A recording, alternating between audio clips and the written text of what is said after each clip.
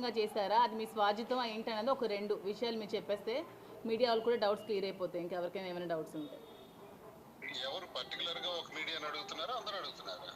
అందరూ కలిపి, సరే, పబ్లిక్ కూడా జనాలు కూడా. సరే, నా సమాధానం ఏంటంటే, ఇప్పుడు గతంలో మా ఇంటి గొడవలు మాకున్నాయి. మాకు ఒక 30 సంవత్సరాల నుంచి జరుగుతున్నటువంటి నా కుటుంబ వ్యవహారంలో గత 2 ఏళ్ల నుంచి నేను బయట ఉన్నాను. ఎందుకంటే వాణి ఇంటికి తాళం వేసేయటం వల్ల గత్యంతరం లేక ఏడాది కాలం పాటు పలాసలో ఉన్నాను. తర్వాత ఇంటి నిర్మాణాన్ని నేను చేసుకున్నాను. అంటే మాధురి, ఇప్పుడు అంటే నేను రాజు అని పిలుస్తాను, ఆమె ద్వారా వచ్చినటువంటి ఈ ఫోన్ కాల్ ద్వారా ఒకవేళ అత్యవసర పరిస్థితుల్లో నేను ఏదైనా ఇప్పుడు చెప్పాల్సి ఉంటే నేను వచ్చి కరెక్ట్గా నేను మనకు 2-3 రోజుల్లో వచ్చి ప్రెస్ మీట్ పెడతాను, టెక్కల్లోను కానీ ఇంకెక్కడైనా పెట్టి ప్రజలందరికీ వివరాలు తెలియచేయాలి. అర్జెంట్ పని మీద, బిజినెస్ పని మీద నేను భువనేశ్వర్ రావాల్సి వచ్చింది కాబట్టి నేను వచ్చి చెప్పుండేవాడిని. కానీ ఈలోగా మీరు అడుగుతున్నారు కాబట్టి ఈ ఫోన్ కాల్ ద్వారా నేను ప్రజలందరికీ కూడా తెలియజేసేది ఏంటంటే, ఈ నివాసం ఏదైతే ఆగస్టు 8వ తారీఖు 23వ సంవత్సరం ఈ స్థలం నా పేరున కొనటం జరిగింది. ఇది నా స్వార్జితం. ఈ స్వార్జితం స్థలం మీద ఒక పార్టీ కార్యాలయం నిర్మాణం చేసి దానిలోనే ఒక బెడ్రూమ్ కూడా వేసుకొని ఒక క్యాంప్ ఆఫీస్ లో ఉండాలి అని నేను అనుకున్నాను.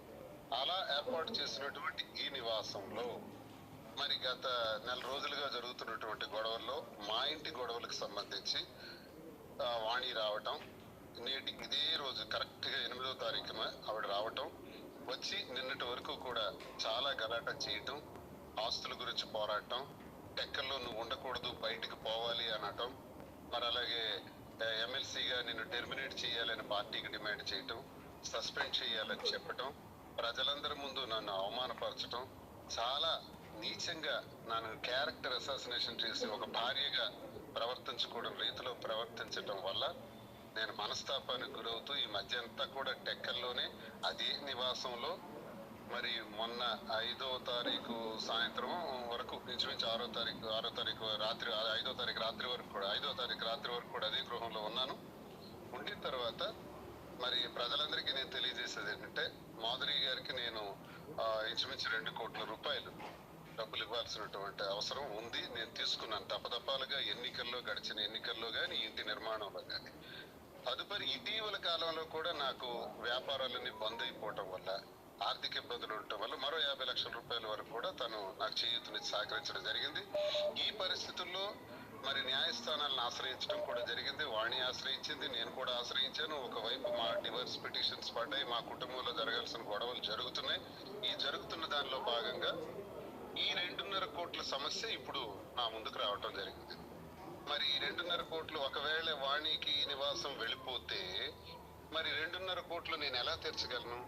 నాకు ఇప్పుడు చెట్టు కింద ఉండాల్సిన పరిస్థితి ఉంది. ఆల్రెడీ వాణి ఈ రకంగా కూడా నన్ను బయట పెట్టేసే పరిస్థితి చేసిన పరిస్థితిలో నాకు గత్యంతరం లేక, వేరే పరిస్థితి లేక 2.5 కోట్లు అప్పు తీర్చుకునే పరిస్థితి నాకు ఇప్పుడు లేదు. అలాగే పార్వతీశం గారికి, చింతాడు పార్వతీశం గారికి అన్నయ్య నేను పిలుస్తాను.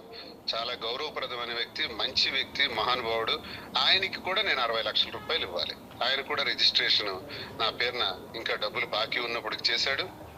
ఇప్పుడు ఆయనకి 60 లక్షలు, మరి మాధురి గారికి ఇవ్వాల్సినటువంటి 2,50,00,000. ఇవన్నీ నేను ఇప్పుడు ఎక్కడ అరేంజ్ చేయగలను?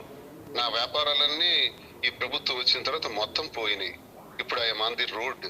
ఇలాంటి పరిస్థితుల్లో గత్యంతరం లేక మా కుటుంబం వల్ల ఇప్పటికే నష్టపోయినటువంటి, జీవితాన్ని సర్వనాశనం చేసుకున్నటువంటి, కన్నవారి నుంచి అత్తవారి నుంచి ఆత్మహత్యకి పాల్పడినటువంటి మరి మాధురికి నేను అన్యాయం చేసిన వాడిని అవుతాను. కాబట్టి నేనేమైనా పర్వాలేదని ఈ ఆస్తిని నేను రిజిస్ట్రేషన్ చేయటం నా మనస్స వాచ కర్మేణ, నా మనస్ఫూర్తిగా నేను ఆమెకు ట్రాన్స్ఫర్ చేయటం జరిగింది. కాబట్టి దీనిలో ఎటువంటి ఆలోచనలు కానీ, ఎటువంటి అభిప్రాయాలు కానీ, భేదాభిప్రాయాలు కానీ ఎవరు కానీ పెట్టుకోవాల్సిన అవసరం లేదు. నేను క్లారిటీగా చెప్తున్నాను. నేనే అప్పు తీర్చుకోలేక ఈ ఆస్తిని ట్రాన్స్ఫర్ చేశాను. ఇది జరిగింది. అది వాళ్ళకి మీరు చెప్పండి. తర్వాత నేను వచ్చి ప్రెస్ మీట్ పెట్టి మాట్లాడతాను. రాజు. ఓకే రాజు, ఉంటాను. Thank you.